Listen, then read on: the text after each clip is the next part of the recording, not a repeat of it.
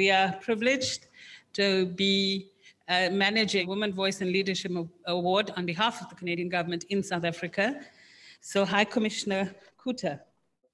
Between the difficult issues on which you advocate and the extraordinary global pandemic context, you've been taxed in every way. But you and your team have stood strong. And working together, you've been teaching us what it means for a really effective feminist organization to be active in the field.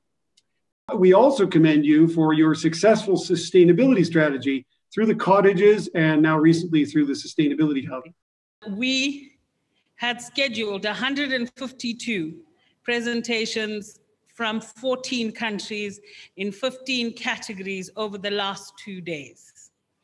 I know until 9 o'clock last night, we had a set of judges still working.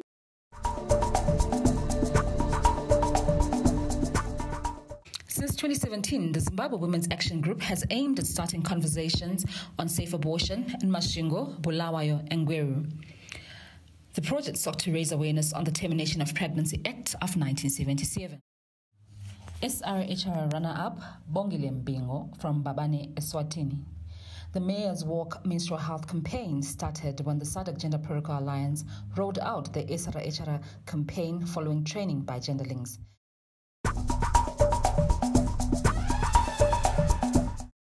This project started in Orange Farm as part of the Women's Month activities in partnership with Distel. Facilitators offered talks on issues of consent during sex, maintaining healthy relationships, and anger management. GBV category runner-up, Memory Chuma, Bulawayo City Council, Zimbabwe. The Bulawayo City Council has pioneered awareness raising against sexual harassment in the university, polytechnics, and other learning institutions in the city. The project has opened opportunities for discussions on sexual and gender-based violence and male abuse.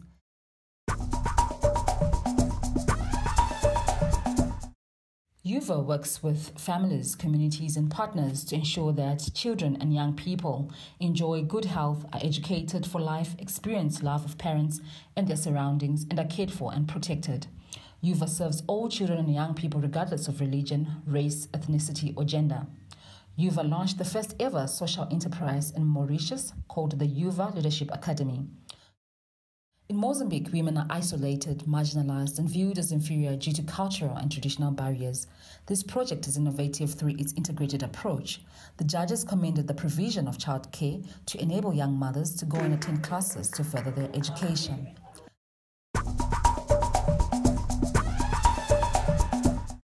Winner Lantuhartiana Ranoromalala, Madagascar. Judges praised the promotion of good governance at the grassroots level in 58 communes. Young people are fully involved in the development process, and gender equality is emphasized in all projects within the municipality. Runner-up, University of Mauritius. The Women in Leadership Project was born out of the vision of its three founders, who are academics in the Department of Law at the University of Mauritius.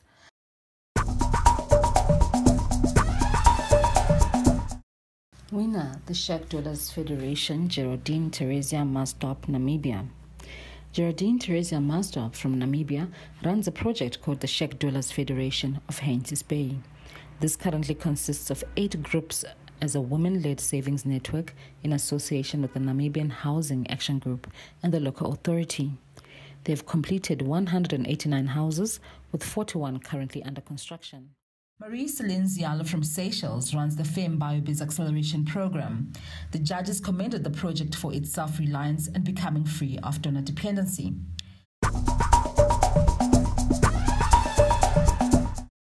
Category Youth Activism. Winner, Leonel João Machin, Municipality of Beira, Mozambique.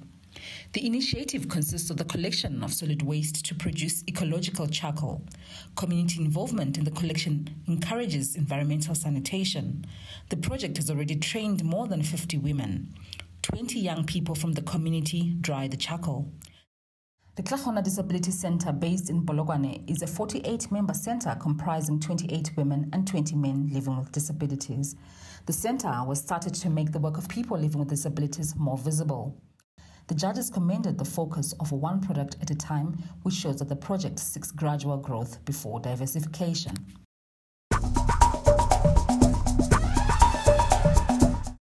Wina Joseph Mwale, The Nation, Malawi. The story exposes how the refugee LGBTI community is facing homophobic attacks from fellow refugees, the police, and health workers at Dzaleka, the main refugee camp in Malawi.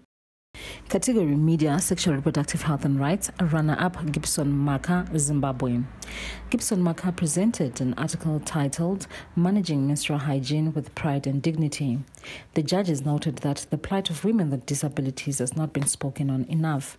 The article was well researched with fantastic insight from different women showing their everyday life clearly.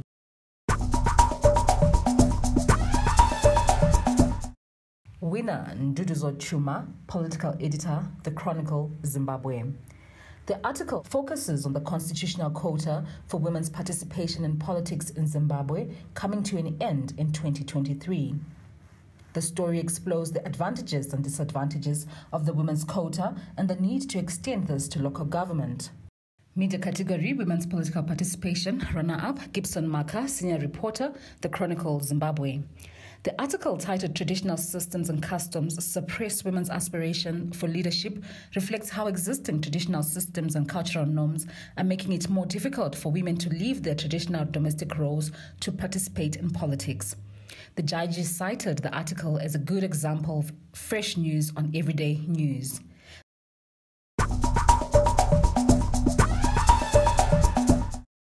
Mauritius. Nicholas Ritter is the first Mauritian to publicly disclose his HIV-positive status. As the executive director of PILS, he is working towards ensuring the health and rights of the LGBTI community. He's also the ambassador of Rise and Shine and the co-founder of the Rainbow Parade in Mauritius. Judges said it's mind-blowing that one person can be the founder of so many movements. You deserve to be recognized. Alderman Resta Jinyangoma describes a unique character as overcoming all the hardships and becoming the first woman councillor in her ward. The judges commended Jinyangoma for being the first female councillor in her ward.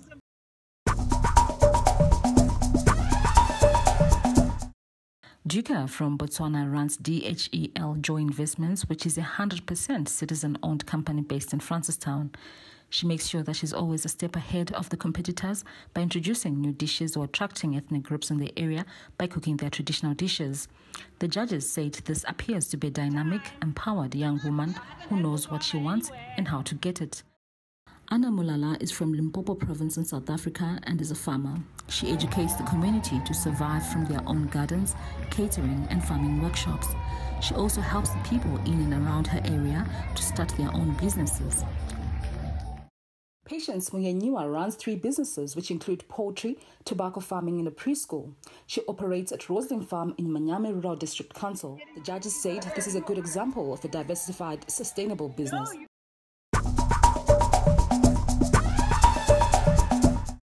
In this category, Emmeline Kurt from Madagascar runs a fish farming business. She harvests 1,000 kilograms from one fish farming pond of 700 square meters. She is a member of the Fish Farming Association and runs her own shop used to market the fish of other members. The judges commended Kurt for breaking into this traditionally male-dominated industry and helping to improve the lives of other local women. Sponkos Moyo owns Fortune Faith Clothing, which produces school uniforms, seat covers, curtains, bed covers, dresses, and ties. The business started on the 15th of January 2014. It faces a stiff competition from other retailers. The judges commended the well-grounded businesswoman with great potential for expansion and growth. Nomcabo Dlamini runs a business called High Class Fashion and Design. She's increased the customer base through opening a business page on Facebook, Instagram, and WhatsApp.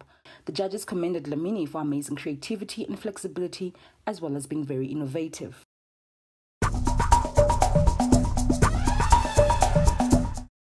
Most resourceful rural, Goromonzi Rural District Council, Zimbabwe.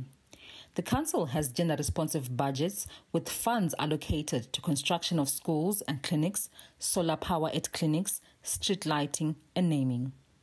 There are good local economic development programs benefiting and training women. Runner-up, Savannah District Council, Mauritius. The Council is setting a steady pace on gender mainstreaming, creating strong partnerships in the process. Savannah is implementing good local economic development programs with stakeholders, creating a platform and training space for women in economic development.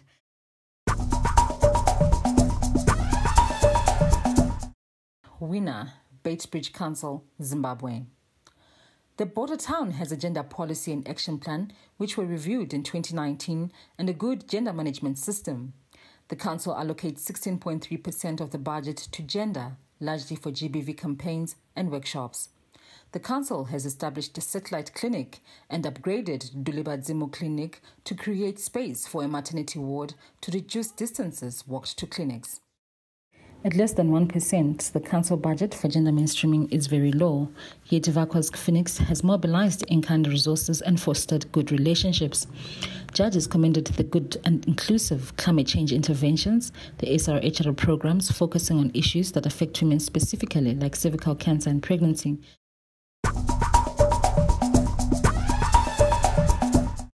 Most Improved Council, winner, Epworth Local Board, Zimbabwe. Although there is still low representation of women in the council, 11% of the budget is allocated to gender mainstreaming and gender-specific programs. In partnership with UN Women, the council upgraded informal vending spaces and created a children play center next to the market. This gives mother vendors peace of mind.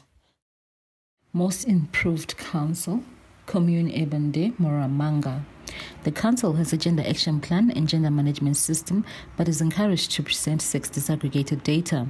The council is collaborating with the private sector to promote local economic development. Allocated budgets require further breakdown, and there is need to measure more effectively how women benefit from LED projects. In 2020, just before Southern Africa went into COVID-19 lockdown, Murewa hosted a study visit by GL country managers, inspiring the regional work of the whole organization.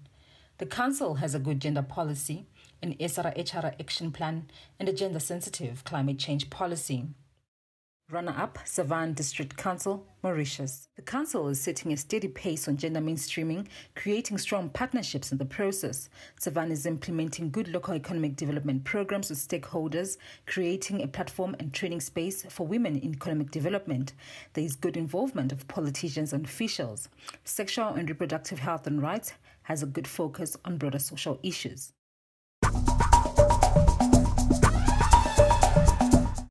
Runner-up, Mutare City Council, Zimbabwe. The council has a gender policy and has reviewed its gender action plan and is implementing JBV and SRHR action plans. Gender desks and subcommittees report to a gender management team comprising departmental heads.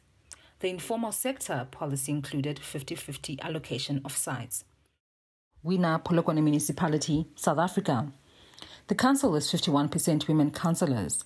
The executive mayor, chief whip, and 5 portfolio chairpersons are women. Women constitute 75% of the beneficiaries of council initiatives. SRHR initiatives focus on HIV and AIDS. An outreach program targets sex workers. All winners and runner-up presentations can be found on the GenderLinks website. We have had our first regional summit virtually. Let's give ourselves an amazing round of applause.